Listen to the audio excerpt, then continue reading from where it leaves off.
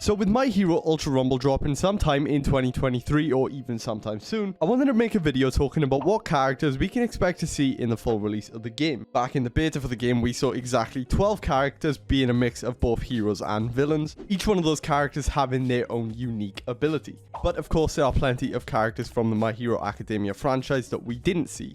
But just before we get into number one, I do quickly want to mention I do have a Discord.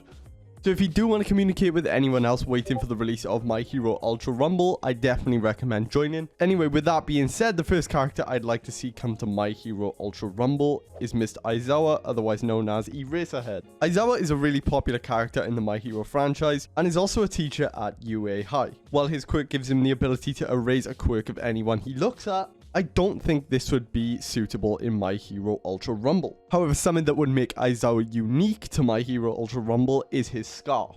Because although erasing someone's quirk might be a little bit too overpowered for the game, his scarf should be able to grapple around someone and pull them in. Similar to Roadhog's hook in Overwatch, pulling your opponent closer to you so you can engage in close combat. Because, of course, in Ultra Rumble, you're not entirely relying on long range and projectiles. Coming up next, we have Endeavor. Now, to be honest, I'm actually surprised Endeavor wasn't in the base game roster in the beta. Because, of course, although not that many people like Endeavor, he's still a pretty good character to rival All Might. But, of course, because we already have Todoroki and Darby, you could probably change up the fire rate of the projectiles, or even make his close quarters stronger. Next up, we have Tenya Ida. Now, I'm not entirely sure what they would do for Tenya's projectiles. However, with his engine quirk, you would get some sort of boost mechanic that would let you run faster for a certain amount of time. This would, of course, let you get out of many sticky situations. For example, get into a better spot or escaping opponents which are in a better position than you. It would also make you harder to hit with incoming projectiles. But for that reason, at the same time, is why I don't want the boost mechanic to be permanent. So once you use that boost mechanic, you will get a cooldown of between 15 to 30 seconds.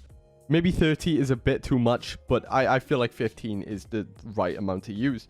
And next up, we have the first villain on the list, which is Twice. With Twice being able to duplicate, he would be able to place 2 or 3 decoys, which would essentially confuse your opponents in battle. These duplicates will not be able to engage in combat, however they will just run around. Unlike players, however, it will only take either one projectile or one hit to be able to eliminate these bots. This will essentially stop them from being overpowered, but has given you just enough time to approach your opponent. Of course, the double quirk will have to be used strategically, because if you do it right in front of your opponent's eyes, they will know exactly what you're doing. For this next character, I don't really have an explanation for them, however, I would love to see Nejire Hado in the game. Nejire is a character I mained in One's Justice 2, however, I do think there could be some sort of use with her ability to float. However, I do remember in One's Justice 2, her projectiles were a little bit slower than most, so they could essentially make her projectiles stronger. However, they will be slightly slower than every other hero's projectiles and easier to counter, so it would essentially balance that.